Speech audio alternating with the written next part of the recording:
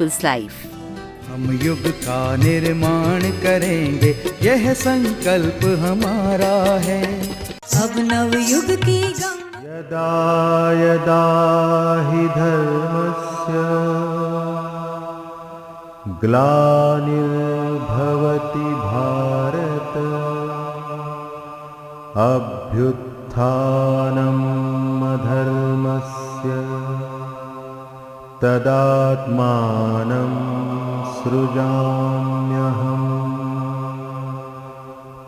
परित्राणाय साधूनां विनाशाय च दुष्कृतां धर्म संस्थापनार्थाय संभवामि युगे युगे।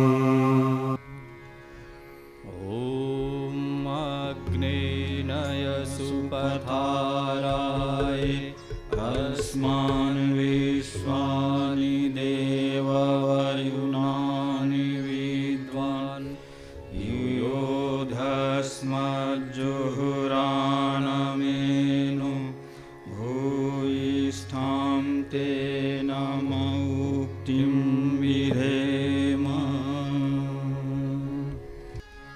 बदला जाए दृष्टिकोण यदि तो इंसान बदल सकता है। बदला जाए दृष्टिकोण यदि तो इंसान बदल सकता है। दृष्टिकोण के परिवर्तन से, दृष्टिकोण के परिवर्तन से अरे जहान बदल सकता है। बदला जाए दृष्टिकोण यदि तो इंसान बदल सकता है।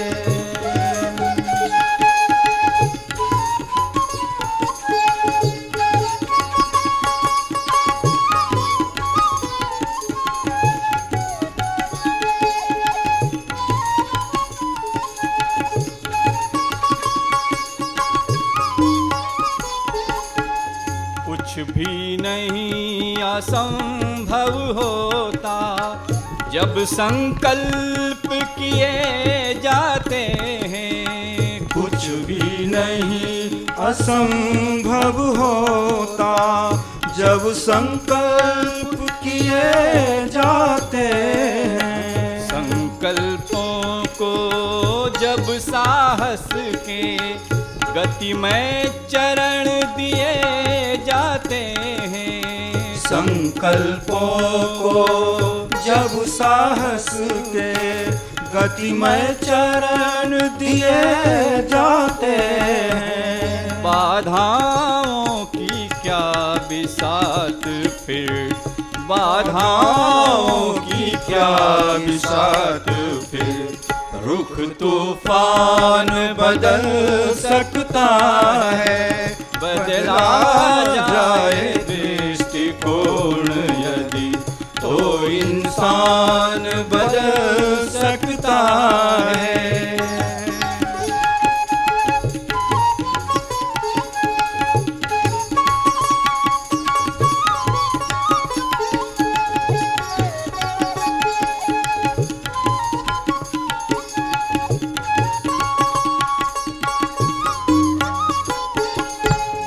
लेकिन हम ही नहीं बदलते, घिसा पिटा जीवन जीते हैं। लेकिन हम ही नहीं बदलते, घिसा पिटा जीवन जीते हैं। ताना बाना बुना न जाता, फटी हुई चादर सीते हैं। ताना बाना बुना न जाता, फटी हुई चादर सीते हैं। मन चाहे ही परिधानों को मन चाहे परिधानों को, चाहे प्राण बदल सकता है, बदला जाए दृष्टिकोण यदि तो इंसान बदल सकता है।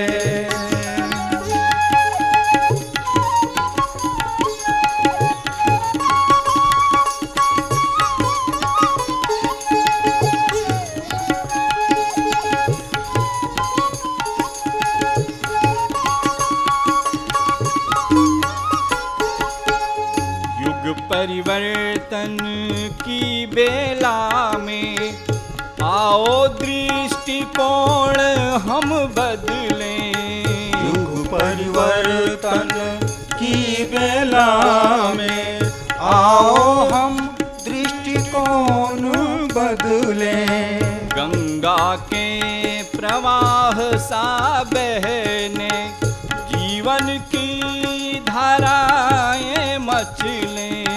गंगा के प्रवाह से बहने जीवन की धाराएं बदले।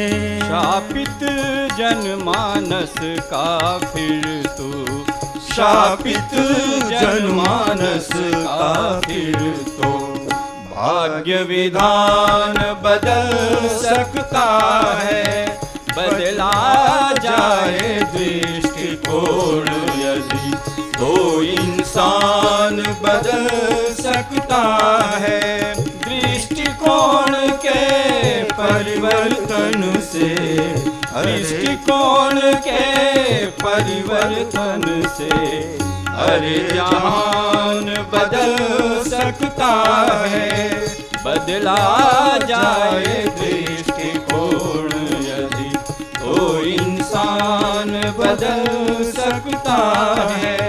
हाँ, इंसान बदल सकता है, तो इंसान बदल सकता है। ओम भूर्भुवः स्वः तत्सवितुर्वरेण्यं भर्गो देवस्य धीमहि धियो यो नः प्रचोदयात्। ओम गुरुर्ब्रह्मा गुरुर्विष्णु गुरुरेव महेश्वरः, गुरुः साक्षात् परब्रह्म तस्मै श्री गुरुवे नमः। अखण्डमण्डलाकारं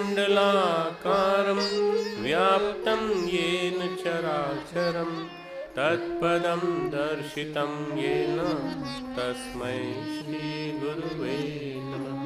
मातृवत् लालयित्री च पितृवत् मार्गदर्शिका, नमोस्तु गुरु सत्तायै श्रद्धा प्रज्ञायुता च, श्रद्धा प्रज्ञायुता च। हमारे सभी अधिकारीगण, फैकल्टी के भाइयों बहनों, आचार्यगण, आचार्य भाई और हमारे प्यारे प्यारे बच्चे, सभी छात्र छात्राएं, आज पहली क्लास है तो थोड़ी भूमिका गीता की, गीता का महात्म्य, गीता का ज्ञान। हर बार नया सेशन स्टार्ट होता है तो मैं हर बार नए सिरे से शुरुआत करता हूँ, इस बार भी नए सिरे से शुरुआत कर रहा हूँ। आज की जो थीम है वो है कि क्या करें क्या न करें, असमंजस से कैसे निकलें, दृष्टि को कैसे बदलें। आज की जो थीम, अर्जुन के भावनात्मक तार सभी से जुड़े हैं। अर्जुन जो है बड़ा असमंजस में है कि मैं क्या करूं क्या न करूं, किम कर्तव्यम किम अकर्तव्यम। पहला अध्याय जो है पूरा के पूरा अर्जुन के असमंजस से भरा हुआ है। कहाँ तो लड़ने के लिए तैयार हुआ है और कहाँ शंख बजा रहा है ज़ोर ज़ोर से, और शंख बजाने के बाद रथ बीच में ले जाके खड़ा करवा देता है, और रथ बीच में ले जाके खड़ा करके वो कहता है युद्ध के लिए तैयार इन लोगों को मुझे बताइए, परिचय कराइए कौन कौन है। जब सबको देखता है, देखने के बाद उसके हाथ पांव फूल जाते हैं, उसके मुंह में जो जो जो भी कुछ पसीना थूक वगैरह था सब सूख जाता है, गला जीभ तालू से चिपक जाती है, हाथ से पसीना आने लगता है, ठंडा पसीना। ये सारे सिम्टम्स डिप्रेशन के, निराशा, अवसाद के सिम्टम्स उसके अंदर आ जाते हैं। घबरा जाता है पूरी तरह से, मैं इनको मारूंगा, इनसे मेरी क्या लड़ाई है, इनसे क्यों मारूंगा। फिर तरह तरह की दुहाई देता है, परंपराओं की, परंपराओं की, परंपराओं से हम कैसे बाहर निकलें और अर्जुन के इस असमंजस को कैसे मिटाएं, इसके लिए हमें गीता का गुरु ज्ञान है। गीता पहले अध्याय से लेकर 18वें अध्याय तक कंटिन्यूस एक ही चीज़ से बताती है कि ये गुरु का ज्ञान है। गुरु का ज्ञान मान करके इसको जीवन में अंगीकार करो तो हर व्यक्ति के लिए लाभकारी। तुम अर्जुन नहीं हो, पर तुम्हारे अंदर का अर्जुन बार बार असमंजस में जाता है। जब किताब सामने आती तब असमंजस में आता है, जब एग्ज़ाम सामने आते हैं तब असमंजस में आता है, जब माता पिता का प्रपोजल आता है कि हमने लड़की देख ली है या लड़का देख लिया है तो असमंजस आता है, अब क्या करें। जब कोई आकर्षण दिखाई पड़ता है सामने तो असमंजस आता है। इन असमंजसों से कैसे निकलें, इन असमंजसों से निकलने का रास्ता गीता देती है। गीता बताती है कि हमारे कर्तव्य क्या है। गीता कर्तव्यों की जानकारी कराती है। कर्तव्य, ड्यूटी, कर्तव्यों को जानना ही वास्तविक धर्म है। और धर्म की परिभाषा गुरुदेव ने की है कर्तव्य परायणता। लोगों ने धर्म को न जाने क्या बना दिया, धर्म को कर्मकांडों से जोड़ दिया, धर्म का वो स्वरूप बना दिया जिसका आज हम देख रहे हैं पूरा ढकोसला। ये धर्म नहीं है, धर्म है कर्तव्य परायणता। धर्म यानी ड्यूटी, धर्म यानी मुझे मेरी ड्यूटी क्या है। Being a human being with a human dignity, what is my duty. मानवीय गरिमा के नाते मेरा कर्तव्य क्या है, मुझे क्या करना चाहिए। मैं अर्जुन हूँ, अर्जुन होने के नाते मुझे मेरा क्या कर्तव्य है, मेरा कर्तव्य क्या होना चाहिए, निर्धारण करती है गीता। हमारे पास ढेर सारी लिस्ट है। सुबह उठते हैं तो काम याद आते हैं, टू डू करना है आज इतना, मैं लिखता हूँ, तुम भी लिखा करो। करने योग्य काम, पहला ये, दूसरा ये। अब इसमें ये लिखने की ज़रूरत नहीं कि ब्रश करना है और बाथरूम जाना है। ये तो क्या है, दैनंदिन काम है, दैनंदिन नित्य नैमित्तिक काम है। इसको नहीं करना। माला करनी है, जप करना है, ये नहीं काम है। काम वो जो ज़रूरी हैं। आज ये इस सब्जेक्ट की तैयारी करनी है, आज अपने उस दोस्त से मिलना है जिसको कल हमने कुछ गलत कह दिया था और उसको आज हमको बात करके बात मनानी है। रूठे को मनाना है, टूटे को जोड़ना है। ये बातें लिखने की होती हैं। कर्तव्य क्या है, कर्तव्य को हम लिस्ट हमारे पास ढेर सारी है। मेरा कर्तव्य मेरे माता पिता के प्रति है, मेरा कर्तव्य मेरे भाई बहन के प्रति है, मेरा कर्तव्य मेरे समाज के प्रति है, मेरा कर्तव्य मेरे गुरु के प्रति है। ढेर सारी ड्यूटीज़ हैं, ढेर सारी रिस्पॉन्सिबिलिटीज़ हैं। इनको क्या करें, ऐसे में क्या करें। बच्चों के प्रति, माता पिता के प्रति, पत्नी के प्रति दायित्व हमारे हैं और ऐसे में आदमी बड़ा असमंजस में पड़ जाता है कि मैं क्या करूं, किसके प्रति ज़्यादा निभाऊं। ये तो गुरुदेव कहते हैं समय दे दो मिशन के लिए, यहाँ आ जाओ, यहाँ करके करो। गुरुदेव की बात सुनो। या पत्नी कहती है जाना मत, देख लूँगी तुमको। बच्चे कहते हैं पापा कहाँ जा रहे हो, कुर्ता खींचते हैं, धोती खींचते हैं और अपने शर्ट और पैंट खींचते हैं, नहीं आपको नहीं जाना है। स्नेह मोह खींचते खींचता वापस चले जाते हैं। ये जो आदमी के अंदर जो क्या कर्तव्य है, क्या करना है, ये बार बार एक असमंजस बनता चला जाता है। भगत सिंह और आज़ाद और बोस यदि समाज के को निभाते, मान लो भगत सिंह की माँ ने कहा बेटा तेरी शादी करनी है, बोले माँ मेरी शादी तो हो गई। अरे कब हो गई, मुझे पता भी नहीं चला, तूने कब कर ली। उस ज़माने में तो ये बात ही नहीं सोची जाती थी। बोले माँ मेरी कुड़माई है ना, जानते, कुड़माई शब्द जानते हो, पंजाबी लड़के हैं, बच्चे हैं, सगाई को कहते हैं कुड़माई। मेरी कुड़माई तो हो गई आज़ादी के साथ, अब बस शादी बाकी है, तो वो शहादत के साथ हो जाएगी। ये है मादा। असमंजस थे ही नहीं, मन में कोई असमंजस ही नहीं। शादी करनी है, लड़की देखनी है, देखें लड़की नहीं मिलेगी तो कुर्बान हो जाएंगे, ऐसा कोई तरीका थोड़ी होता है। लड़की नहीं होगी तो हम फांसी पर चढ़ जाएंगे, लड़की मिल जाएगी तो लड़की के पास चले जाएंगे। ये असमंजस नहीं है। असमंजस बड़ा साफ, दिमाग बिल्कुल साफ, क्लियरिटी कि मेरी वो तो कुड़माई तो उससे हो गई और शादी मेरी शहादत के साथ हो गई। आज़ाद बिल्कुल क्लियर कंसेप्ट। आज़ाद को, राष्ट्र को आज़ाद कराना था, उसके लिए जिस सीमा तक जा सकते थे वो गए। और आज़ाद हिंद फौज बनाई, INA बनाया, उसके लिए उनको जाना पड़ा, पठान बन करके अफ़गानिस्तान होते हुए जर्मनी से रूस गए, रूस से फिर वो उनके साथ षड्यंत्र भी हुए, फिर फ्लाई किया उन्होंने, तो जापान गए, जापान से फिर जापान में उनको फिर एक लड़की मिली और उससे उन्होंने शादी की। जर्मन थी, जर्मन ओरिजिन की थी, और वो जो महिला थी उसने उनके काम को आगे बढ़ाने की कोशिश की, इसलिए उनको सहयोगी मिली। उससे उनकी एक लड़की है अनीता बोस नाम की, जो अभी करीब 70 साल की हैं, 65-70 साल की। पत्नी की डेथ हो गई और सुभाष चंद्र बोस के बारे में कुछ मालूम नहीं कि उनकी डेथ कहाँ हुई, कैसे हुई, पर उन्होंने अपने आप को कुर्बान कर दिया पूरी तरह से। बॉर्डर तक आए, रंगून बॉर्डर तक आए और आगे तक आए। अभी तुम लोग अगर 23 मार्च को होते, 23 जनवरी को होते, तो हमने 23 जनवरी को सुभाष चंद्र बोस की जयंती मनाई थी शांतिकुंज में। उसमें हम लोगों ने सबने अपने अपने संस्मरण सुनाए थे। मैंने अपने हिसाब से हिस्ट्री को टटोला था, मैंने सारे आंकड़े निकाले थे, किस तरह से उन्होंने हमें 3 नारे दिए। तुमको मालूम होना चाहिए सुभाष चंद्र बोस ने हमको नारा दिया, जय हिंद, एक नारा उन्होंने दिया। जय हिंद सब जगह बोला जाता है, तुमने देखा होगा पुलिस वाला भी जय हिंद बोलता है, याद नहीं रखता कभी सुभाष चंद्र बोस को। कांस्टेबल अपने बॉस को प्रणाम करता है, जय हिंद करता है, और जितने भी नेता आते हैं उन नेता को जब सल्यूट किया जाता है तो जय हिंद करके सल्यूट किया जाता है, जय हिंद। ये सुभाष चंद्र बोस का दिया हुआ नारा। और तुम मुझे खून दो, मैं तुम्हें आज़ादी दूंगा। और तीसरा नारा क्या है बताओ, दिल्ली चलो। ये 3 नारे जो थे, इन 3 नारों ने भारत की आज़ादी के इतिहास को बदल दिया। हाँ, गांधी जी लाए मानते हैं, हाँ शहीद भगत सिंह की शहादत लाई मानते हैं, पर आज़ाद हिंद फौज के निर्माता, के नायक और हमारे देश के क्रांतिकारी सुभाष चंद्र बोस वो सब काम नहीं कर पाते यदि गरम दल नरम दल में लड़ते रहते। तो देखो लोकमान्य तिलक गरम दल के थे, सुभाष चंद्र बोस गरम दल के थे, कांग्रेस अध्यक्ष बने।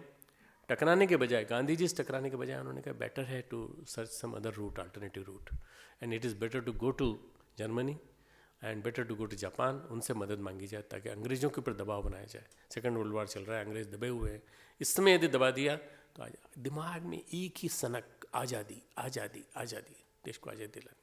उस समय फिर कोई असमंजस नहीं, कोई बीच में नहीं। आज़ाद हिंद फौज को बनाने वाले हमारे बोस, दूसरे चंद्रशेखर आज़ाद, कोई सनक नहीं, कोई कुछ नहीं। लोग दुनिया भर के कहते क्या शरीर है, क्या कसरती बदन है आपका पंडित जी, आप जो है आप हमको शास्त्र पढ़ाया करिए, ये पढ़ाया करिए। जहाँ लगता था लोग पहचान लेते हैं, भाग जाते भागते भागते भागते अल्टीमेटली उन्होंने उसमें इलाहाबाद का जो पार्क था, अल्फ्रेड पार्क, वहाँ उन्होंने अपनी जान दे दी, शहादत। वो बने एक प्रकार से आइकॉन सबके। ये लोग, इनके पास कोई अल्टरनेटिव नहीं था, इन्होंने एक ही अल्टरनेटिव रखा, आज़ादी। आज़ादी के लिए, समाज के लिए रखते तो सब कुछ कर सकते थे, जो उन्होंने किया नहीं कर सकते थे। गुरुजी ने सब रिश्ते नाते निभाए होते तो शायद वो नहीं कर पाते जो युग निर्माण योजना से उन्होंने किया। परम पूज्य गुरुदेव ने ढेर सारे काम किए। मैं एक उदाहरण देता हूँ। परम पूज्य गुरुदेव ने, ताई का निधन हुआ। परम पूज्य गुरुदेव की माँ को ताई कहते थे। ताई आखिरी समय तक फिट रहीं, बिल्कुल फिट, मतलब फिजिकली फिट, दिखाई नहीं पड़ता था, तब भी वो दीवाल के सारे द्वारकाधीश मंदिर रोज़ जाती थी, प्रसाद लेके आती थी, और प्रसाद लेके आती थी और कहती थी ये श्री राम के लिए अलग से रख देना। रोज़ का प्रसाद इकट्ठा रहता था, जब गुरुजी आते थे उसमें थोड़ा सा प्रसाद का टुकड़ा ले लेते थे, बाकी सबको बढ़ जाता था। ताई जी का निधन हो गया, सूचना दी गई गुरुदेव को। गुरुदेव थे उस समय छत्तीसगढ़ में, बहुत दूर। गुरुदेव ने वहाँ से कहा दाह संस्कार कर दो।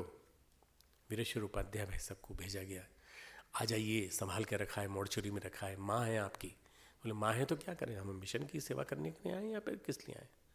मेरे पास ढेरों कार्यकर्ता आते हैं मोहग्रस्त, और वो जब कहते हैं हमारी माँ बीमार है, हमारी ताई बीमार है, हमारी मौसी बीमार है, हमारी नानी की मौसी की ताई की बेटी की लड़की की दादी बीमार है, हम चले जाएँ क्या? आप कहें तो क्या करोगे जाके? तो अरे मिशन का काम कर रहे हो, अगर तुम मिशन के काम से जाते हो, कहीं कुछ होता है तो चले जाओ पास में। गुरुदेव नहीं आए। गुरुदेव ने वीरेश्वर भाई साहब को वापस भेज दिया कि तुम लोग मिलकर कर दो सब। भाई साहब तीसरे दिन ही लौट आए, सारा संस्कार वहाँ से भाई साहब ने फ़ोन पे कह दिया, सब कुछ तैयारी हो गई और यहाँ सब दाह संस्कार हो गया। अंतिम समय में हर एक माँ की इच्छा रहती है कि उसका बेटा उसके पास हो, हर एक बेटे की इच्छा होती है कि मैं माँ के पास रहूँ, परंतु गुरुदेव ने वो सब किया जो समाज सामान्यतः करता है, पर वो सब नहीं किया क्योंकि युग निर्माण योजना खड़ी करनी थी। इसलिए सब ऐसे लोग हमें बनना है जो समाज से थोड़ा सा अलग चले, एक अलग धारा बनाए, एक अलग दिशा धारा बनाए। हम सब जीवन में लक्ष्य का, कर्तव्य का निर्धारण एक कर लें, जीवन का निर्धारण और लक्ष्य का निर्धारण। हमें लक्ष्य क्या है हमारा? हमें एक अच्छा डॉक्टर बनना है तो अच्छा डॉक्टर बन के दिखा दें, अच्छा इंजीनियर बनना है अच्छा इंजीनियर बन के दिखा दें, अच्छा शिष्य बनना है तो अच्छा शिष्य बन के दिखा दें, और अच्छा शिष्य अच्छा डॉक्टर भी हो सकता है, अच्छा शिष्य अच्छा स्किल्ड मैनेजर भी हो सकता है। मैं नहीं कह रहा कि शिष्य जो है वो डॉक्टर नहीं बन सकता, मैनेजर नहीं बन सकता, सब कुछ बन सकता। एक अच्छा ह्यूमन बीइंग बनने की एक हम लक्ष्य, अपनी टारगेट, अपना एम्स एंड ऑब्जेक्टिव्स अपने बनाए तो सही। हम बनाते नहीं, चले जा रहे हैं। कहाँ जा रहे हैं भाई साहब? जा रहे हैं जहाँ तक जाना पहुँच जाएंगे। तो ये रास्ता कहाँ जाता है आपको मालूम है? नहीं मालूम नहीं, जाएंगे पूछ लेंगे रास्ते में, फिर बाएं मुड़ जाएंगे, फिर दाएं मुड़ जाएंगे। मालूम है नहीं रास्ता, चले जा रहे हो, ट्रेन में बैठे हो, पता ही नहीं कहाँ जा रहे हो। अरे भाई साहब ट्रेन कहाँ जाती है आपको मालूम है? जहाँ जाते हो कि वहाँ पहुँच जाएंगे, वहाँ से उतरेंगे फिर दूसरी ट्रेन में बैठ जाएंगे। ये आदमी का आज का वो हो गया है भटकाव में लक्ष्य टारगेट तय नहीं होता। मैं बच्चों से कई बार पूछता हूँ, मैं कहा 10वीं में आ गए, अब तक तो टारगेट तय कर लिया होगा क्या करना है। जो बन सके बन जाएंगे, बहुत सारी कंपटीशन में एग्ज़ाम देंगे और जो मिल जाए। नहीं, मैंने कहा तो भी कुछ तो तय किया होगा कि एक पे पूरी शक्ति लगा देंगे। कई बच्चे मेरी सलाह को सुनते हैं और सुनने के बाद जब बन जाते हैं, बनने के बाद मेरे पास आते हैं और कहते हैं डॉक्टर साहब आपने हमें कहा, हमने उसके ऊपर अपना पूरा कंसंट्रेशन दिया तो हम बन गए। मित्रों तुम लोग भी बच्चों, तुम ध्यान रखना, मैं डॉक्टर इंजीनियर बनने की बात नहीं कहता, मैं कहता ह्यूमन बीइंग बन जाओ, अपना लक्ष्य निर्धारित करो और अपने कर्तव्य को, टारगेट को तय करो। अर्जुन का व्यक्तित्व एक बेहतर इंसान का है, एक विचारशील, संवेदनशील, सुलझे हुए व्यक्तित्व का है। इसी वजह से वह नारायण का सखा है। नारायण का सखा बनना कोई आसान काम नहीं था। नारायण का सखा इसलिए है कि विचारशील है, संवेदनशील है, सुलझा हुआ है और उनका प्रिय है। उनकी हर बात मानने को तैयार है, तर्क जरूर रखता है सामने, जिज्ञासा रखता है, पर वो प्रिय बहुत है उनको। और इसी वजह से दोनों नर और नारायण साथ साथ पिछले जन्म में भी थे, इस जन्म में भी साथ साथ हैं। मित्रों रिश्ते नाते की जब बात आई तो मैं एक बात बताना चाहता हूँ अपने बारे में। केवल इसलिए नहीं कि मैंने उसको निभाया, बल्कि इसलिए कि तुमको पता रहे कि संभव है, इस जीवन में संभव है। 1978 में हम लोग आ गए थे पूरी तरह से शांति कुंज, मैं और जीजी को मैंने जल्दी भेज दिया था और जीजी और चिन्मय को पहले भेज दिया था। जीजी चिन्मय 1.5 साल का था और 78 की एंड में मैं आया। 78 की एंड में जब मैं आया यहाँ तो उस समय मोह माया थोड़ी तो थी। तो पहली शादी घर में आई मेरे ताऊ जी के लड़के की, मुझसे 1 साल बड़े थे, उनकी शादी थी खंडवा में। गुरुदेव से पूछा, उन्होंने कहा हाँ तुम्हारा मन है तुम्हारा जाने का? मैंने कहा हाँ गुरुदेव आप कहीं चले जाए। तो मैं जीजी चिन्मय हम तीनों गए। गुरुदेव जा रहे थे क्षेत्रों में शक्तिपीठों की प्राण प्रतिष्ठा के लिए, सोनीपत होते हुए राजस्थान जा रहे थे। गुरुदेव ने कहा नहीं हम छोड़ देंगे तुमको। तो गुरुदेव की गाड़ी में बैठ करके, गुरुदेव की UTJ गाड़ी हुआ करती थी पिकअप, उसमें बैठ करके गुरुदेव ने हमको निज़ामुद्दीन में, और गुरुदेव का प्यार देखिए, आत्मीयता देखिए, गुरुदेव ने बिठा करके स्टेशन तक गए, प्लेटफॉर्म तक गए। मैंने कहा गुरुदेव आप बैठिए ना, आप जाइए ना, हमको यहाँ तक छोड़ दिया बहुत है। नहीं, गाड़ी में बिठा करके और फिर बिस्किट मंगा करके दिए। मैंने कहा माता जी ने खाना वाना सब रखा है? नहीं रास्ते में ज़रूरत पड़ेगी, बच्चा है तुम्हारे साथ में, सब रखा के सब चले गए। 5-6 दिन बाद हम लौट आया, वहाँ मन ही नहीं लगा बिल्कुल। शादी लौकिक इस तरह की शादी जैसी होनी चाहिए समाज में वैसी, उसके पहले भी हमने कई शादी अटेंड की थी, 1 साल पहले भी आने के पहले। पर शांतिकुंज आ गए थे ना, 1 साल शांतिकुंज का रंग देख लिया था।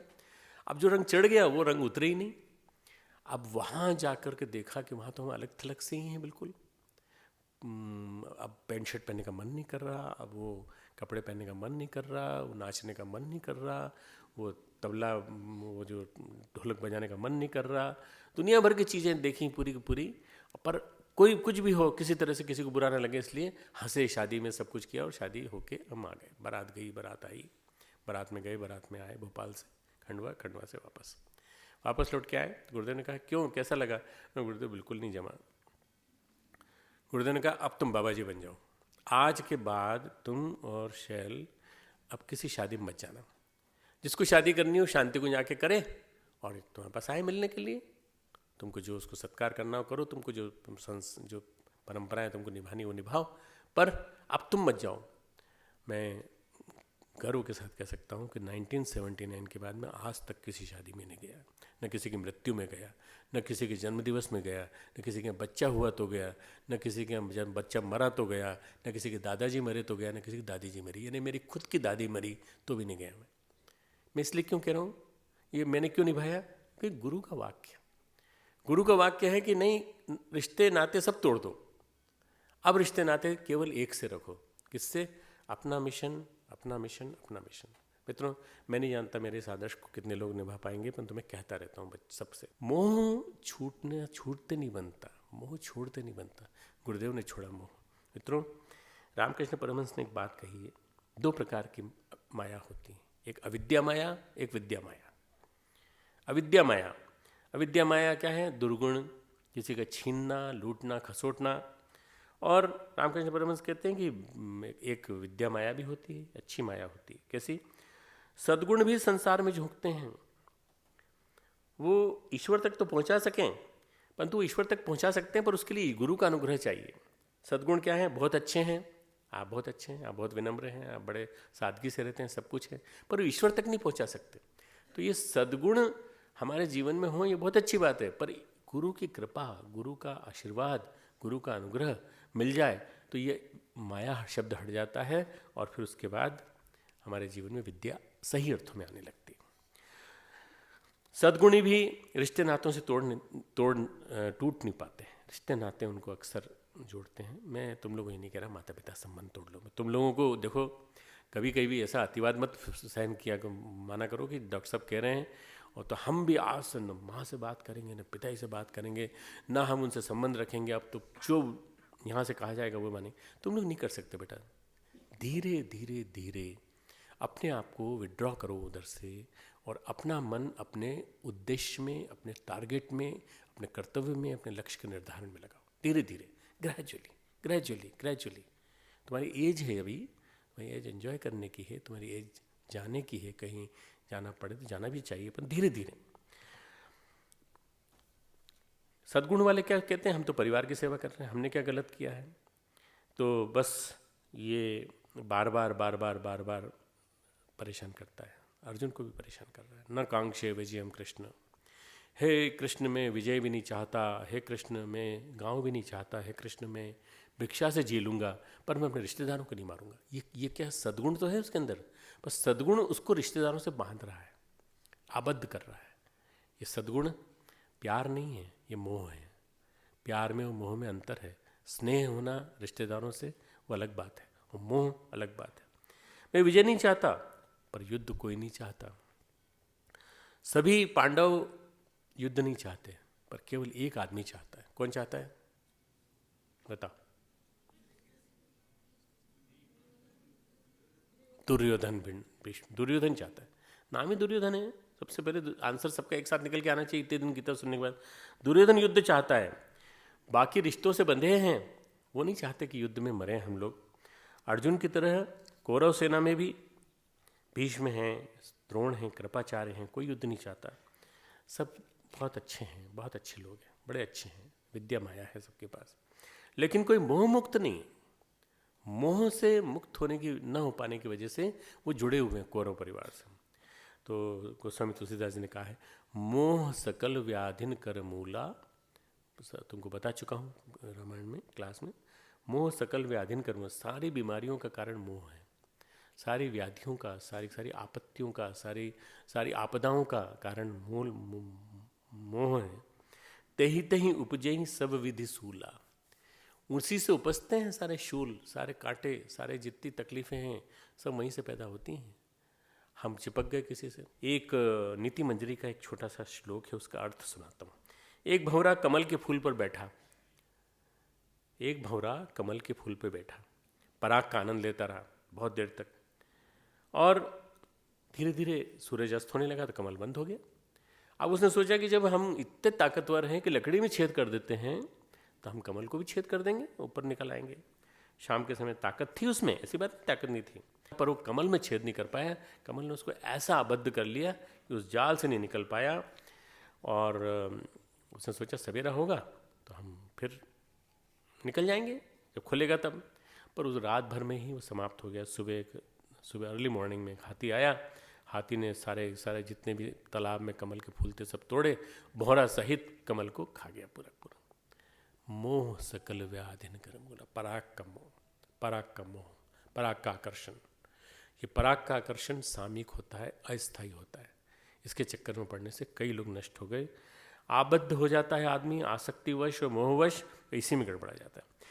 हमें क्या करना चाहिए बताइए, इस समय हमें क्या करना चाहिए? कई बार हम अपने निर्धारण का कर्तव्य नहीं कर पाते, हम अपनी ड्यूटी तय नहीं कर पाते। हमारा कर्तव्य क्या है? सद्गुण हैं हमारे अंदर, विचारशीलता है, इसके बावजूद भी कर्तव्य निर्धारण जरूरी है। सबसे बड़ा सद्गुण ये है कि तुम पढ़ने लिखने में बहुत अच्छे हो, तुम मेहनत करते हो, तुम परिश्रमी हो, तुम समय के पाबंद हो, सुबह उठ जाते हो, विवेकशील भी हो, विचारशील भी हो, पर कर्तव्य निर्धारण नहीं करते। To fix the target, goal has to be fixed.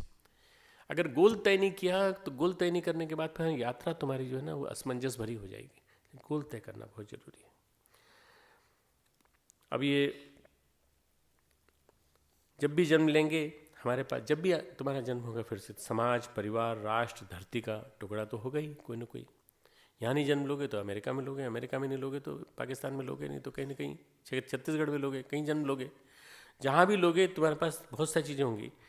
तो ऐसे में क्या पहचान कर सकते हैं कि हम जीवात्मा हैं? भगवान कहते हैं ममे वांशो जीव लोके जीव भूत सनातना, मेरा ही एक अंश मनुष्य के रूप में, मनुष्य के अंदर एक आत्मा के रूप में बैठा हुआ है। तो क्या पहचान कर सकते हो कि हम जीवात्मा हैं और हम सृष्टि के प्राणी हैं? हम सारी सृष्टि के प्राणी हैं। हम बिना गुरु के नहीं जी सकते, हमें गुरु की आवश्यकता है। क्या हमें गुरु की आवश्यकता है? सबसे पहला लक्ष्य का निर्धारण गुरु की आवश्यकता को तय करना, उसके बाद गुरु को चुनना, उसके बाद गुरु को चुन के गुरु को जीवन में उतार लेना। और ये रिश्ता जो है सारे नाते रिश्तों से ऊपर है। गुरु का और शिष्य का रिश्ता सारे नाते रिश्तों से ऊपर है। सारे रिश्ते एक तरफ और गुरु का और शिष्य का रिश्ता एक तरफ। इसमें राग नहीं है, मोह नहीं है, इसमें कोई किसी तरह की पर्सनल डिमांड नहीं है। इसमें वास्तव में आत्मा का रिश्ता है। सबसे सच्चा पवित्रतम रिश्ता अगर कोई है तो गुरु और शिष्य का रिश्ता है। तो हम पहले गुरु को ढूंढें और गुरु जहाँ मिल जाए तो गुरु के साथ मिलने के बाद हम उससे जुड़ जाएं। सारे रिश्ते आज जितने भी हैं राग से हैं या फिर बदले की आग से। राग से हैं, आकर्षण से हैं, या फिर बदले की आग से, विद्वेष के कारण। हमारे यहाँ एक आश्रम है, तुमने देखा होगा, ब्रह्मवचस के सामने पथिक जी की समाधि बनी हुई है। पथिक जी का आश्रम है। उनके गुरु थे, पाली कानपुर के रहने वाले थे, तेलंग स्वामी के स्तर के थे। 250-300 साल की उनकी उम्र कही जाती है। उनको आखिरी के 50 साल बहुत कष्ट सहना पड़ा, परंतु कष्ट के बावजूद फिट थे, चलते थे, दौड़ते थे, सिद्धियाँ थी सब उनके पास। काफ़ी बड़े ऊंचे स्तर के वो सिद्ध पुरुष थे। उन्होंने जितनी भी थी वो सारी सुविधाएं उनके पास थीं। सुविधाएं मतलब आश्रम था, तीर्थ, सब कुछ बनाया। स्वयं को कर्ण का अवतार मानते थे, पिछले जन्म में कर्ण था मैं। उन्होंने कहा आपको कष्ट क्यों हुए? तो बोले उस काल की कई जीवात्माएं भटक रही हैं जो मेरे से द्वेष रखती हैं, उनको मुझसे बैर है तो मुझे सता रही हैं।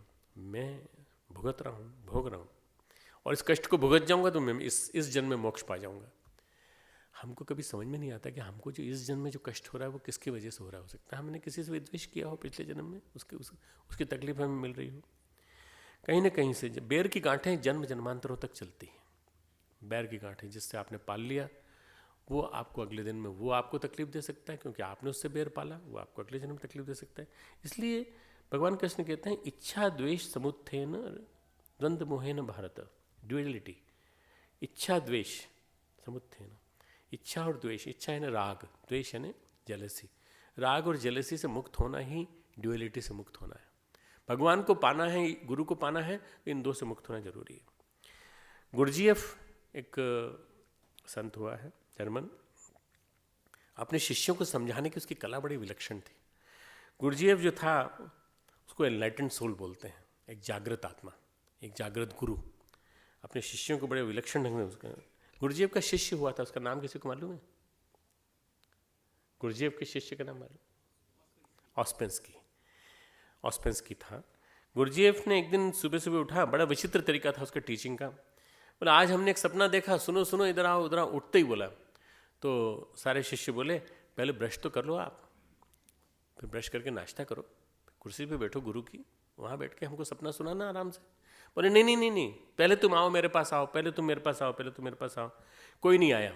शिष्य तो आखिर गुरुजीएफ के थे ना, ट्रेंड थे बढ़िया ढंग से, उन्होंने उनकी विचित्रताएं सब सुन रखी थी, इसलिए उन्होंने कहा कि पहले ब्रश करो आप, चलो गुरुजी ब्रश करके आप अपना रूटीन पूरा करके फिर आइए, फिर बैठिए अपनी कुर्सी पे, तब हमको सपना सुनाइए, हम आपको सुनने को तैयार हैं।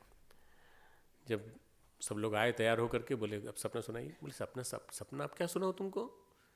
जो सपना सुनाना था वो यही था कि तुम लोग मेरे हर चीज़ के बारे में तुम लोग अलर्ट हो गए हो, तुम लोग सावधान हो गए हो, तुम लोग ये जानते हो कि मुझे किस तरह से मेरा रूटीन होना चाहिए, तुम लोग उस तरह से बात करते हो। ये तरीका सिखाने का था उनका। तरह तरह की भ्रांतियाँ, कर्मजाल की यात्रा इसी से भ्रांतियों की वजह से बनी हुई हैं।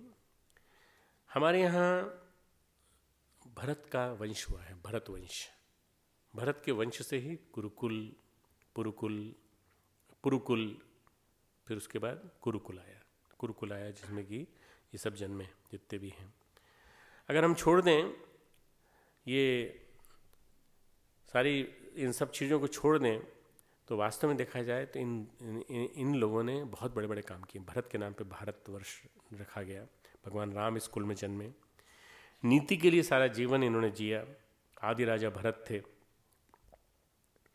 कईयों ने परंपराओं की रक्षा के लिए सारे राज्य छोड़ दिए, कईयों ने परंपराओं से परे जाने के लिए सारी परंपराएं छोड़ दी, सारी राज्य छोड़ दिए। अर्जुन क्या कह रहा है कि इस युद्ध में सारी परंपराएं नष्ट हो जाएंगी। पहले अध्याय के कुछ श्लोक उठाते हैं, चलो रैंडम पढ़ेंगे आज। और अर्जुन कहता है, ये जो हे कृष्ण, 40वां श्लोक, कुल के नाश से सनातन कुल धर्म नष्ट हो जाते हैं, धर्म के नाश हो जाने पर संपूर्ण कुल में पाप फैल जाता है, पाप के बढ़ जाने से कुल की स्त्रियां दूषित हो जाती हैं, स्त्रियों को दूषित हो जाने पर वर्ण संकर उत्पन्न होता है। ये क्यों होता है? क्योंकि लोभ से भ्रष्ट चित्त हुए लोग, 38वां 39वां, कुल के नाश से उत्पन्न दोष को मित्रों से विरोध करने में पाप को नहीं देखते।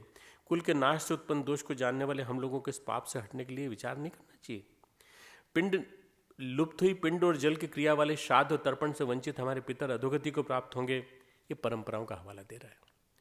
परंपराओं का हवाला देने वाले बूढ़े, परंपराओं से हटकर विवेक की ओर चलने वाले युवा। समझ में आ गया? परंपराओं का हवाला देने की जरूरत नहीं है। परंपराओं को आज के परिप्रेक्ष्य में स्टडी करके जो आगे चलता है वो सही अर्थों में युवा है। तो जो अर्जुन जो है बार बार कह रहा है कि अर्जुन बार बार कह रहा है कि कृष्ण, ये परंपराएं नष्ट हो जाएंगी, सारी परंपराएं। तो परंपराएं तो पहले नष्ट कर चुके हैं, राम नष्ट कर चुके हैं, भरत नष्ट कर चुके हैं, न जाने कितनी परंपराओं को नष्ट करके नई नई परंपराएं स्थापित की हैं। अर्जुन भगवान ये जो है बुआ के बेटे हैं, कृष्ण की बुआ के बेटे हैं। श्री कृष्ण कहते हैं कि ये कारण नहीं है कि मैं तुम्हारे साथ हूँ कि तुम बुआ के बेटे हो। अरे भाई रिश्ते की बात है यार। कृष्ण हमारे साथ भी होता, परंतु क्या करें, वो फुफेरे भाई थे ना, इसलिए मेरे फुफेरे भाई थे इसलिए लग गए। नहीं, मैं पांडवों के साथ नहीं हूँ। भगवान ने कहा मैं धर्म के पक्ष में खड़ा हूँ। बार बार भगवान कृष्ण कहते हैं कि परंपराओं की जब बात आती है, कहते हैं प्रश्न परंपरा का नहीं, प्रश्न धर्म का है। धर्म परंपराओं से परे है। धर्म नीति नियम का नाम है। भगवान धर्म की परिभाषा यहाँ करते हैं, बार बार कहते हैं, और बार बार ये कहते हैं कि जो धर्म के विपरीत है उसे नष्ट हो जाना चाहिए। धर्म ये कहता है कि नीति जिंदा रहनी चाहिए। धर्म ये कहता है कि पांडवों को जिंदा रहना चाहिए। धर्म ये कहता है कि पांडव धर्म के मार्ग पर चल रहे हैं। तो जो अधर्म कर रहा है उसको नष्ट हो जाना चाहिए। जो अधर्म कर रहा है वो आज नष्ट नहीं होगा तो कल नष्ट हो जाएगा। आज नष्ट नहीं होगा तो कल नष्ट हो जाएगा, क्योंकि उसके अलावा उसके पास कोई तरीका ही नहीं। इसलिए भगवान कृष्ण कहते हैं कि मेरी बात समझने की कोशिश करो। भगवान कहते हैं यत्र योगेश्वरो कृष्ण, संजय कहते हैं 18वें अध्याय का 78वां श्लोक।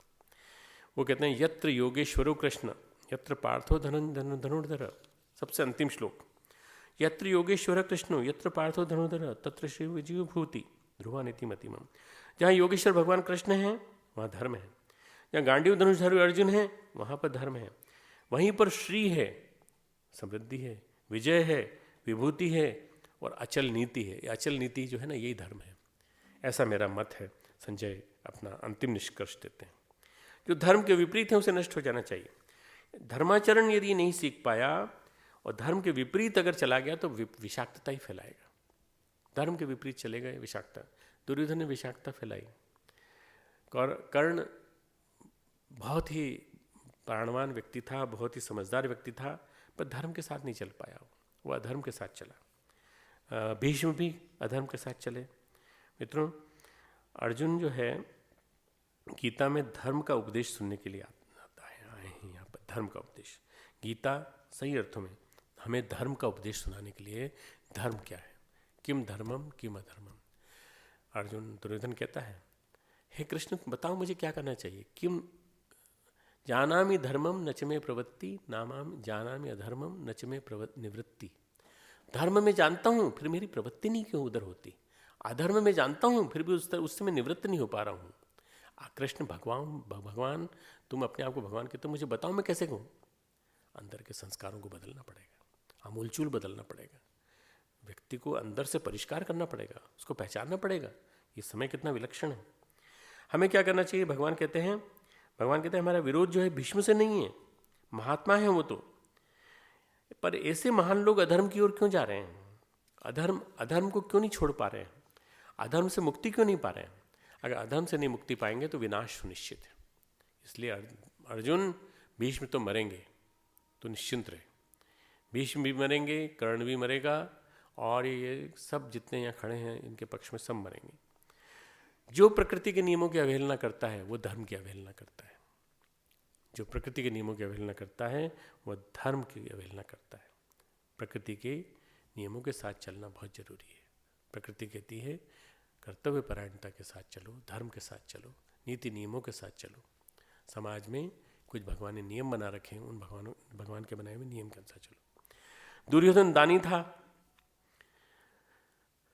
बहुत पैसा देता था धर्म, परंतु अधर्म यह था कि समाज में सद्गुण जो हैं उनके हम विरुद्ध हैं और हम ही सर्वे सर्वा हैं। अहंकार आसुरी संपदा थी, पर दानी था। केवल एक गुण हो जाने से आदमी वो नहीं हो जाता, अधार्मिक नहीं हो जाता। स्त्री का अपमान किया उसने द्रौपदी का अपमान किया, नीति नियमों की उपेक्षा की, सारे नियमों के विपरीत गया। धर्म जीवन के नियमों का नाम है। धर्म जीवन के नियमों का नाम है, और धर्म जब जीवन के नियमों का नाम है तो उनको जीवन में उतारना चाहिए। जीवन के नियम कहते हैं आपको ऐसे चलना चाहिए, आपको ऐसा चलना चाहिए, आपको ये करना चाहिए, आपको ऐसे काम नहीं करना चाहिए जो आदमी होने के नाते, मानवीय गरिमा होने के नाते आपको शोभा नहीं देते। इसलिए आप धर्म के 10 लक्षण बताए गए हैं, आप सबको मालूम है ना। धर्म के 10 लक्षण बताए मनुस्मृति में।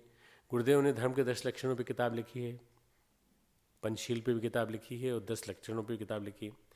और बाइबल में 10 कमांडमेंट्स लिखे गए हैं। वो 10 कमांडमेंट्स भी धर्म के 10 लक्षण हैं, पूरे के पूरे क्रिश्चियन धर्म के लक्षण।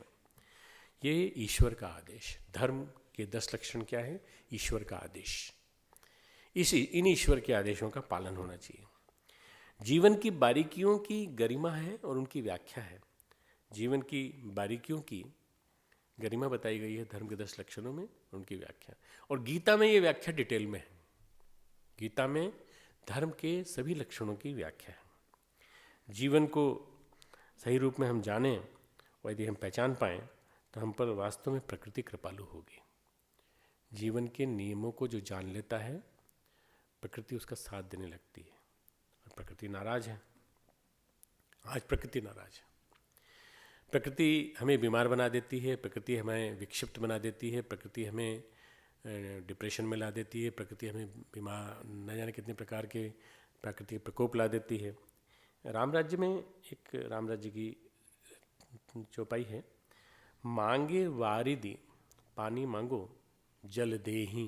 तो बादल जल देते थे, हे बादल जल बरसाओ, जल देते थे। मांगे वारिधि जल देही रामचंद्र के राज। रामचंद्र के राज में पानी मांगते थे तो पानी मिल जाता था ऊपर से, किसी नल के पास जाने की जरूरत नहीं, कोई ट्यूबवेल के पास जाने की जरूरत नहीं है। हे बादल देवता पानी बरसाओ, बरस जाता था जितना जितना चाहिए। ये रामराज जी की कृपा थी। आज प्रकृति नाराज है, अब प्रकृति के विपरीत है हम, इसलिए प्रकृति हमसे नाराज है। हम प्रकृति के विपरीत हैं।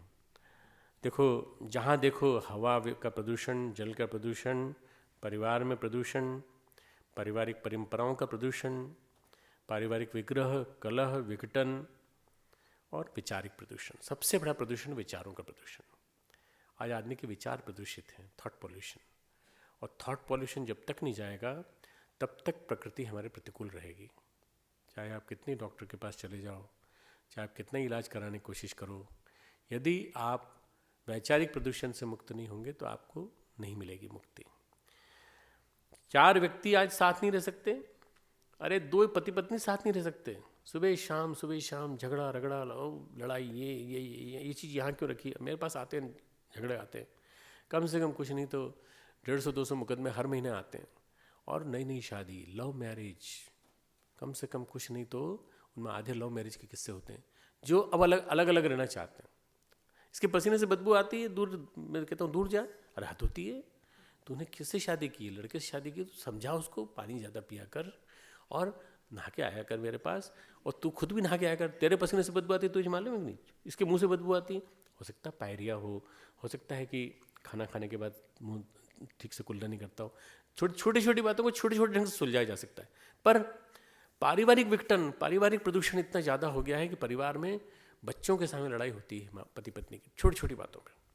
ये जो विद्वेष अहंकार ने अष्टधा प्रकृति को अशुद्ध कर दिया। भगवान कृष्ण ने 7वें अध्याय में कहा ना, मैं ये 5 मेरी है, क्षिति जल पावक गगन समीरा, और अहंकार बुद्धि 8वीं क्या है? मन बुद्धि चित्त अहंकार। ये अष्टधा प्रकृति, ये हमारी अशुद्ध हो गई आज। इसी वजह से हम गड़बड़ा गए। हम क्यों गड़बड़ाए हैं? क्योंकि हमारी अष्टधा प्रकृति अशुद्ध हो। अष्टधा प्रकृति में भगवान कहते हैं मैं मौजूद हूँ वहाँ पे, मुझे नाराज कर रहे हो तुम लोग। डेली यू आर नेग्लेक्टिंग मी। बाकी वैसे तुम कितनी पूजा करते हो, कितने कर्मकांड करते हो, कितनी माला करते हो, उससे कोई मतलब नहीं, पर इसको करो। जनवरी 2012 की अखंड ज्योति में मैंने एक लेख दिया है पृष्ठ 16 पे, आज की जो परिस्थितियां हैं उसके बारे में। गुरुदेव ने लिखा है, कृतघ्नों और विश्वासघातियों का वर्ग जिस तेजी से इस युग में पनपा है, उनका उतना संभवतः इससे पहले कभी नहीं देखा गया। कृतघ्नों विश्वासघातियों का वर्ग जितना इस युग में फैले, मतलब वास्तव में हम जिस युग में गुजर रहे हैं, कलयुग की पराकाष्ठा का युग। आप जो किसी का भला कर रहे हैं वो आपके अगले दिन आपकी पीठ में छुरा भोंक देगा, कोई भरोसा नहीं। ढेर सारी अनीति, ढेर सारा वो चल रहा है क्रम, परंतु हमें अपना कर्तव्य निर्धारित करके अपना काम करते चलना है।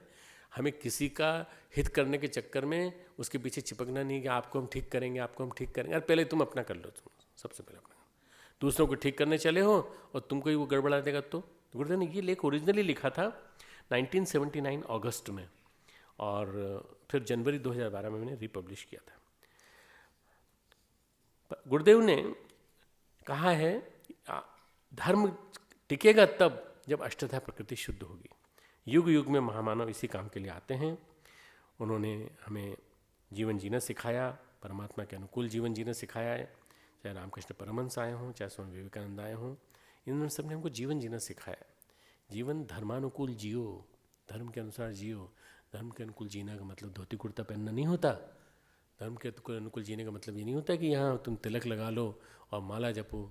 इतने सारे लोग माला करते हैं। मैं कहाँ कल परसों कहीं लेक्चर दे रहा था, तो मैं बता रहा था हाथ में माला रहती है, माला करते रहते हैं, मेरे से बात भी करते रहते हैं, मेरे पास बैठे होते हैं ढेर सारे व्यक्ति, ढोंग, तरह तरह के ढोंग, और छोटी सी माला होती है और माला कर रहे हैं। तो स्वामी जी का माला मन तो नहीं लग रहा है, क्यों दिखा रहे माला? उनके चेले चपाटी देख रहे हैं ना नीचे से कि स्वामी जी माला कर रहे। हमेशा भगवान का नाम देखिए, भगवान स्वामी जी के मुंह पे हमेशा भगवान का नाम। ना भगवान है, ना नाम है, ना राम है, कुछ नहीं है, दिखावा है। ये धर्म नहीं है। भगवान तब आएगा आपके अंदर जब आप परमात्मा के अनुकूल जीवन जीना सीखेंगे। परम पूज्य गुरुदेव ने एक बात कही है जिसको मैं इस स्तिंजा के साथ फिर जोड़ूंगा। कृतघ्नों, षड्यंत्रकारियों, विश्वासघातियों का नया वर्ग। मनुष्य ने अपराध इतने किए हैं कि अनेक बार अनेक बार प्रलय हो तो भी नष्ट नहीं होगी धरती। क्यों? प्रलय ढेर सारा कई बार करना पड़ेगी, लेकिन नहीं होती। क्यों? प्रकृति बड़ा दंड क्यों नहीं देती? क्योंकि बड़े बड़े महामानव जो आते हैं वो इन घटनाओं को अपने ऊपर ले लेते हैं, वो उन घटनाओं को हल्के में टाल देते हैं और छुटपुट घटनाओं से टल जाते हैं। जीवन के हमारे जो जीवन पथ के निर्धारण के लिए, जीवन पथ का निर्धारण करने के लिए गीता का उपदेश है हम सब के लिए, जीवन पथ का निर्धारण।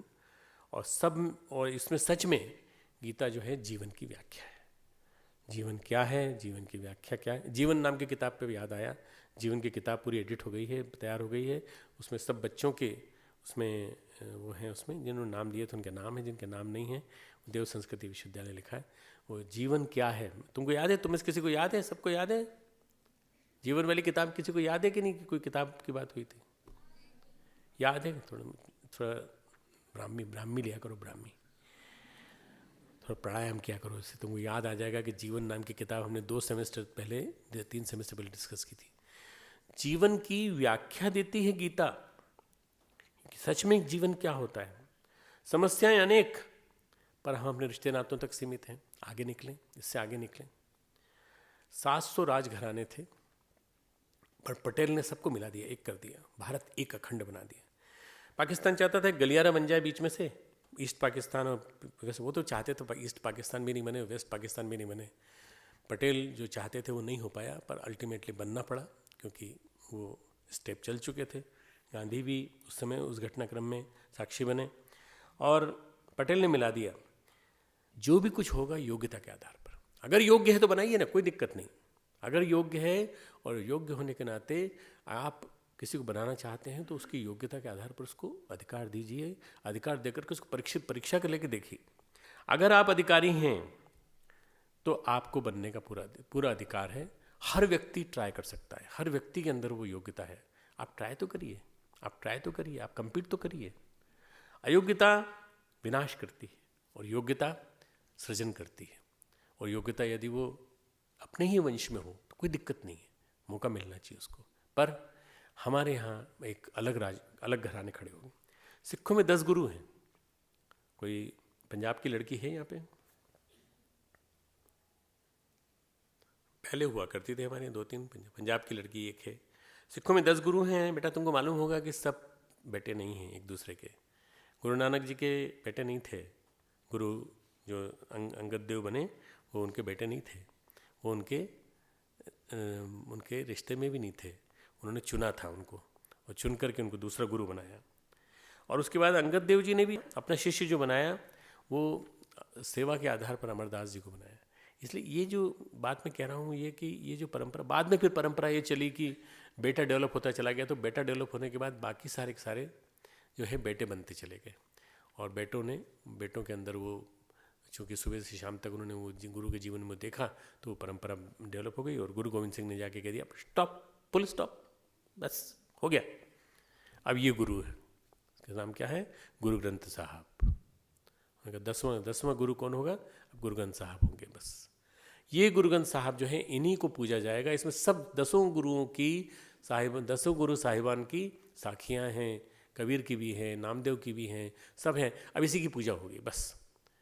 परम पूज्य गुरुदेव का साहित्य जो है वो है हम सब के लिए हमारा अगला गुरु। गुरुदेव माता जी के बाद अगला गुरु अगर गुरुदेव छोड़ गए हैं तो गुरुदेव का साहित्य, ये गुरु ग्रंथ साहब है हमारे लिए। और इसी की पूजा, इसी का आराधना करनी चाहिए। दुख क्या होता है ना, वो जैसे वो लोग उनकी शिक्षाओं को पढ़ते हैं, सुनते हैं, रागी लोग उसको सुनाते भी हैं, गुरुद्वारों में पाठ भी करते हैं, उनका पाठ करते हैं तो उनको उन सीखों को समझाते भी हैं। हमारे यहाँ क्या है, अखंड ज्योति के पुलिंदे रखे हुए हैं बिना खुले, और लोग उनकी आरती उतारते रहते हैं घरों में। अरे पढ़ने के लिए दी थी अखंड ज्योति, गुरुदेव का साहित्य पढ़ने के लिए था। नहीं, वो पंचपांग में भी रखा है, घर में सब कुछ है, पूरा है, ज्ञान मंदिर बना रखा है। किताब एक आध निकाल के पढ़ी, मिट्टी की धूल की परत चढ़ी हुई है पर पढ़ी नहीं कभी। गुरुदेव के ज्ञान शरीर को पढ़ो। गुरुदेव का अगला रूप जो है वो ये है ज्ञान शरीर। उस ज्ञान शरीर को जानो। कौरवों में ये जो योग्यता की बात चल रही है, कौरवों में योग्यता परिभाषित नहीं हो पाई। दुर्योधन बैठ गया, दुर्योधन का मैं ही हूँ, अधर्म को विस्तार देता चला गया। और इन दुर्घटनाओं के प्रतिकार का जब समय आया तो सारा के सारा महाभारत खड़ा हो गया। दुर्घटनाएं होती चली गईं और सब कुछ गड़बड़ होते चला गया। मित्रों, अंग्रेजों ने भारत में व्यवस्था फैलाई, रेलवे का नेटवर्क बनाया। तुमको आश्चर्य होगा ये जानकर के, आज के पेपर में भी है कि पहाड़ पे रेलों का जाल चाइना की बॉर्डर तक पूरा का पूरा उन्हीं का बनाया हुआ है। मतलब वहाँ तक चाइना उन्होंने सर्वे करके रखा है कि यहाँ तक रेलवे जाएगी तो चाइना की बॉर्डर चाइना ने बना ली अपनी तरफ से, पर भारत में अभी तक नहीं बनी। सारे सर्वे किए हुए रखे हैं पर अभी तक हम लोग रेलवे का नेटवर्क नहीं बना पाए। जो भी कुछ दिया हमको अंग्रेजों ने दिया है, रेल दी हमें, और हमें डाक तार दिया, हमें पोस्टल व्यवस्था दी, सब कुछ दिया, पर प्राकृतिक संसाधनों का हमारा दोहन किया उन्होंने। प्राकृतिक संसाधनों का दोहन कर करके लेते चले गए। सारा वेस्टमिंस्टर में वहाँ लेक्चर देने गया था, वहाँ लोकसभा राज्यसभा, वहाँ की House of Lords, House of Commons जो है वहीं बैठते हैं। पूरा का पूरा सोने से मड़ा हुआ है, और वो सोना कहाँ का मालूम है? भारत का सोना है सारा। भारत का सोना जहाज़ों में भर भर के गया, यहाँ की लकड़ी, टिम्बर, यहाँ के जंगल कट कट के गए, और वहाँ सबके घरों में आबाद हैं, बसे हुए। पूरा भारत बसा हुआ है अंग्रेजों के हैं। सब लूट लूट के ले गए यहाँ से। और जो लोगों ने उनकी मदद की उनको राय बहादुर बना दिया, उनको अपने चमचों को सबको उन्होंने राय बहादुर बना दिया।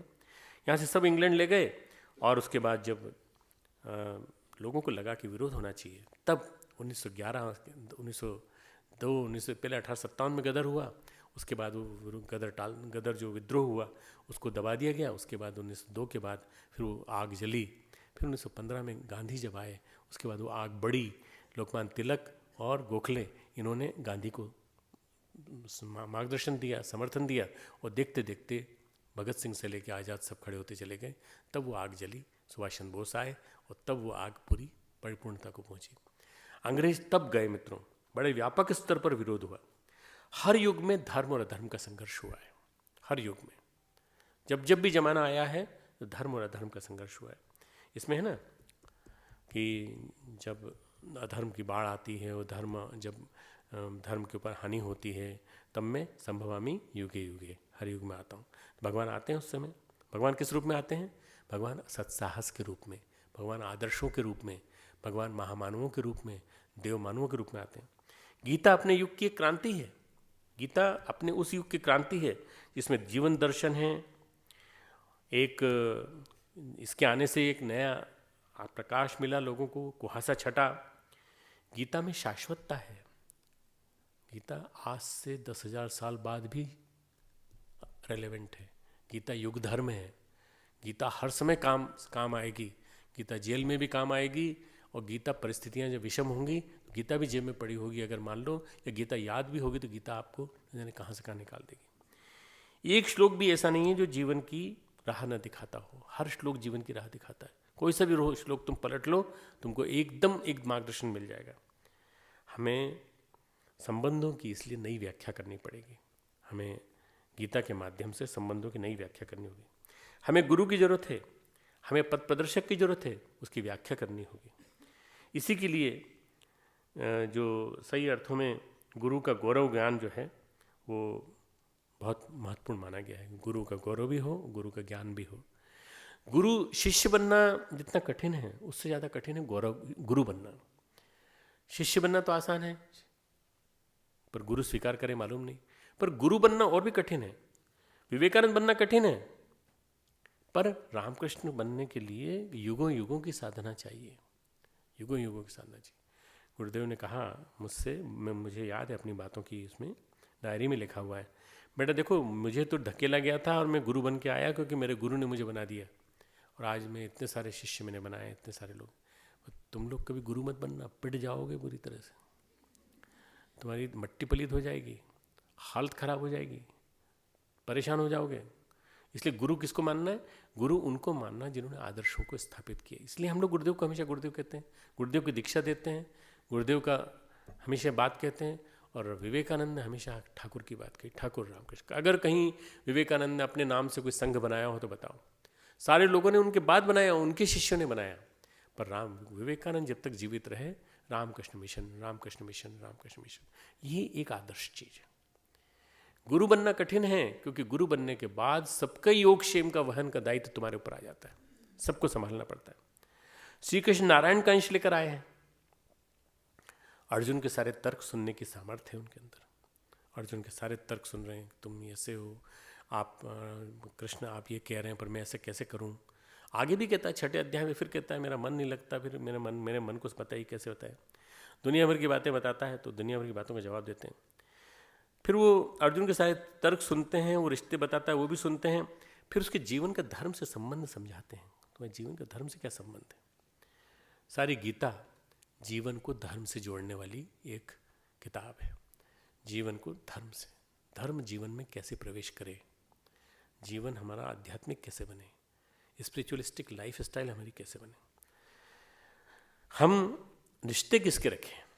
एक नया रिश्ता बताते हैं भगवान, जो तुलसीदास जी ने कहा है, नाते एक राम के मनियत, विनय पत्रिका में है, नाते एक राम के मनियत, सुहद सुसेव्य जहां लो। एकमात्र रिश्ता राम का मानो, बस सुहद हो, सुसेव्य हो, जहां तक आपके साथ चल सके वो यही चलेगा और कुछ नहीं चलेगा। अंजन कहाँ आँख जे फूटे, अंजन कहाँ आँख जे फूटे, बहू तक कहाँ लो। वो कहते हैं ऐसा अंजन, ऐसा काजल किस काम का, तो आँख ही फोड़ दे। इसलिए नाता केवल एक ही होना चाहिए, राम का, बस, और कोई रास्ता नहीं। तुलसीदास जी ने जीवन भर राम की उपासना की, गांधी ने जीवन भर राम की उपासना की, विनोबा ने राम की उपासना की, और उन्होंने राम का मतलब भगवान, राम का मतलब भगवान।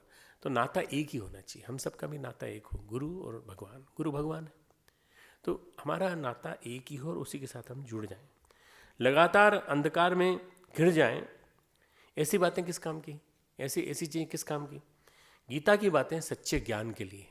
अगर आपको कहीं पूरी दुनिया में सच्चा ज्ञान मिल सकता है, तो सच्चा ज्ञान इसके अंदर है। मैं भी एक लेक्चर में गया था, वो मेरठ यूनिवर्सिटी में था।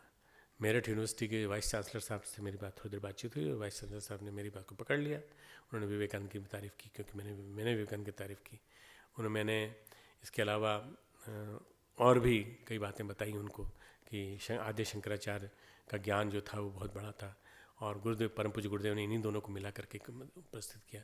फिर बाद में मैंने एक लाइन बोल करके समाप्त कर दिया, गीता को समझने के लिए गुरु का ज्ञान चाहिए, गुरु के ज्ञान के लिए गुरु के गुरुद्वारे में आना पड़ेगा, तब समझ में आएगा गुरु का ज्ञान क्या होता है। गीता, मैंने कहा मैं गीता की क्लासेस लेता हूँ और गीता को जीवन में उतारने की कोशिश करता हूँ। गीता कई जन्मों तक पढ़ें, जन्मों तक समझने की कोशिश करें, तभी पूरी तरह समझ नहीं आएगी, इसलिए समझना पड़ेगा। विरोध हमारा मोह से होना चाहिए, आसक्ति से, दुर्बलताओं से। हम विरोध लें मोल, पर किससे लें? मोह से, आसक्ति से, दुर्बलताओं से। गीता हमको ये सिखाती है। विरोधी मोल लो, पर विरोधी कौन? रिश्तेदार नहीं। विरोधी कौन? हमारे ये दोस्त दुश्मन नहीं, हमारे पुलिस वाले नहीं, इन सब से नहीं। हमको आसक्तियों से, दुर्बलताओं से हमको विरोध लेना है। परम पूज्य गुरुदेव ने कहा है, परंपराओं की तुलना में हम विवेक को महत्व देंगे। परंपराओं की तुलना में विवेक को देंगे। इसीलिए मैंने गीत करवाया कि देखिए, परंपराएं जितनी भी थीं टूटी, दृष्टिकोण बदल गया, तो परंपराएं टूटी और विवेक आ गया। परंपराओं की तुलना में तब विवेक ही वंदित होगा, रूढ़िवाद की रात्रि मिटेगी, नव प्रभात अभिनंदित होगा, नव प्रभात अभिनंदित होगा। गूंजेगा सहगान मानवी, गूंजेगा सहगान मानवी, शांति और सद्ज्ञान का जिस दिन होगा मिलन, विश्व में धर्म और विज्ञान का। धर्म और विज्ञान, धर्म यानी हमारी मान्यताएं, हमारे नियम, नीति नियम, और विज्ञान यानी तर्क, दोनों को मिला करके, विज्ञान के साथ, प्रत्यक्षवाद के मिला के साथ एक नया शास्त्र स्थापित होगा, और ये जीवन का मर्म बनेगा। गुरुदेव ने इस गीत को बहुत तारीफ की थी। अर्जुन बड़ी परंपराओं की बातें कहते हैं, मैंने जहाँ से मैं शुरुआत किया था। रीति रिवाज सक्षम हैं, तो फिर कौन सा रास्ता? तो एक ही रास्ता, वो कहते हैं रास्ता एक ही है। दूसरे अध्याय का 7वां श्लोक, शिष्यस्ते हम शादी माम त्वाम प्रपन्नम, मैं आपका शिष्य बनकर आया हूँ, आप मुझे अपनी शरण में ले लीजिए, मुझे अपनी शरण में ले लो राम। बस शरण में जैसी चले गए भगवान की, उसके बाद फिर सारी जितने भी हमारे असमंजस हैं, जितने कष्ट हैं, शरणागति का भाव आते ही सब कुछ समाप्त हो जाता है। हम परंपराओं में भटक जाते हैं, हम परंपराओं में भटक जाते हैं, विवेक कहीं आता नहीं है। एक छोटी सी घटना सुना के अपनी बात आज की समाप्त करूंगा। राधा कृष्णन, डॉक्टर राधा कृष्णन हमारे राष्ट्रपति साहब रूस में राजदूत थे। साइबेरिया में देखने गए तो रेगिस्तान, बर्फ़ का रेगिस्तान, बहुत लंबा रेगिस्तान है। वहाँ एक संतरी खड़ा हुआ था। कहा भाई तुम किस चीज़ की रक्षा कर रहे हो? रशियन इंटरप्रेटर के माध्यम से पूछा। बोले इसकी ड्यूटी लगी हुई है। तुमसे पहले कौन था? बोले एक और था, उसके बाद हमारी ड्यूटी लगी, हमारे बाद कोई ना कोई दूसरा आएगा। उन्होंने पता लगाया, उन्होंने पूछा वहाँ के रशियन लोगों से, भाई साहब ये क्या बात है, इसकी ड्यूटी किसके लिए लगी है? यहाँ क्यों ही खड़ा है? यहाँ तो कुछ भी नहीं है। आखिर कोई ना कोई पुलिस की पोस्ट होती, कोई दुश्मन की पोस्ट हो, यहाँ क्यों लगी? तो खोजा, दार्शनिक बुद्धि थी उनकी।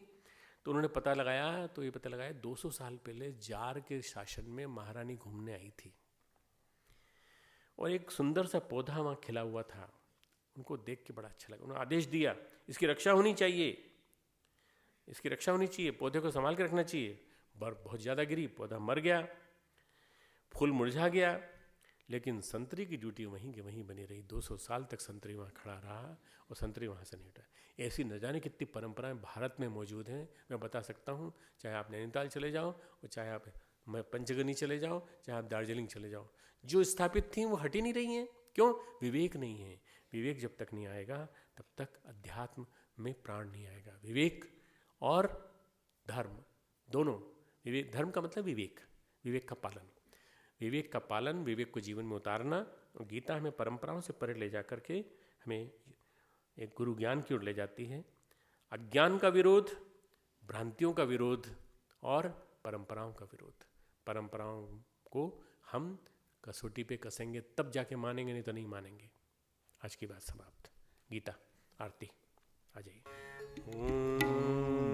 यम ब्रह्म वेदान्तविदो वदन्ति परं प्रधानं पुरुषं तथान्ये विश्वोद्गते कारणमीश्वरं वा तस्मै नमो विघ्नविनाशनाय। ॐ यं ब्रह्मा वरुणेन्द्ररुद्रमरुतः स्तुवन्ति दिव्यैः स्तवैः वेदैः साङ्गपदक्रमोपनिषदैः गायन्ति यं सामगाः। ध्यानावस्थिततद्गतेन मनसा पश्यन्ति यं योगिनो यस्यां तं न विदुः सुरासुरगणाः। देवाय तस्मै नमः, देवाय तस्मै नमः। जय भगवद गीते, जय जय भगवद गीते। हरिः कमल विहारिणी, हरिः कमल विहारी सुंदर सुपुनीते। ओम जय भगवद गीते। कर्म सुमर्म प्रकाशिनी कामा शक्ति हरा, कामा शक्ति हरा। तत्व ज्ञान विकासिनी, तत्व ज्ञान विकासिनी विद्या ब्रह्म परा। ओम जय भगवद गीते। निश्चल भक्ति विधायिनी निर्मल मलहारी, माया निर्मल मलहारी। शरण रहस्य प्रदायिनी, शरण रहस्य प्रदायिनी सब विधि सुखकारी।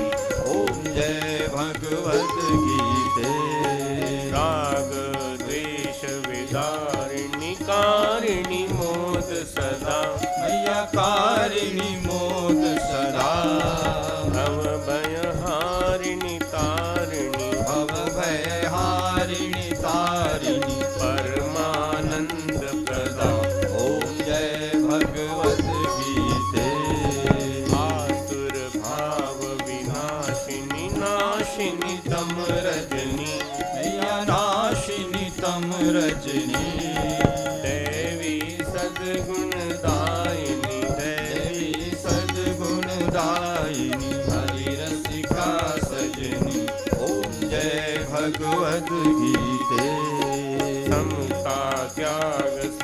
पावनी हरि मुख की बानी, मैया हरि मुख की बानी, सकल शास्त्र की स्वामिनी, सकल शास्त्र की स्वामिनी, श्रुतियों की रानी। ओम जय भगवद गीते। दया सुधा बरसावनी मातु कृपा कीजे, मैया मातु कृपा कीजे। हरिपद प्रेम दान कर, हरिपद प्रेम दान कर, अपनों कर लीजे। ओम जय भगवद गीते। ओम जय भगवद गीते। जय जय भगवद गीते। हरि कमल विहारी, हरि कमल विहारी, सुंदर सुपुनीते। ओम जय भगवद गीते। ओम जय भगवद गीते। ओम जय भगवद गीते। दोनों हाथ ऊपर कर ले, आरती लेने का भाव। ओम भूर्भुवः स्वः तत्सवितुर्वरेण्यं भर्गो देवस्य धीमहि धियो यो नः प्रचोदयात्। दोनों हाथों को रगड़ें, चेहरे पे लगाइए, अपने सिर पे लगाइए।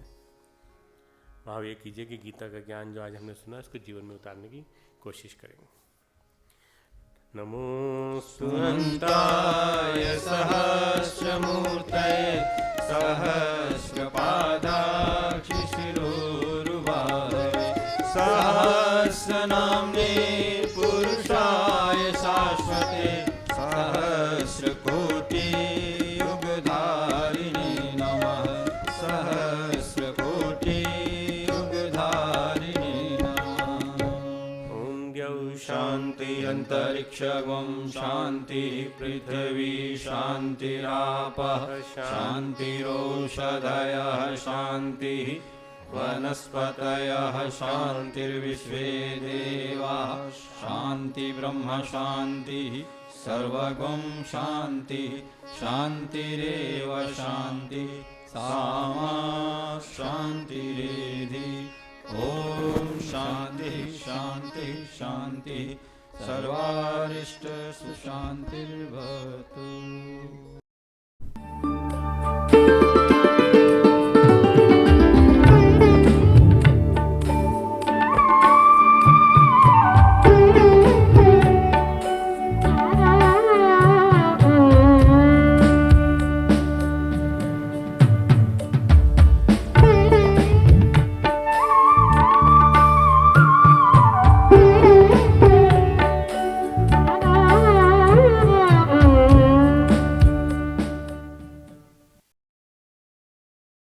यदा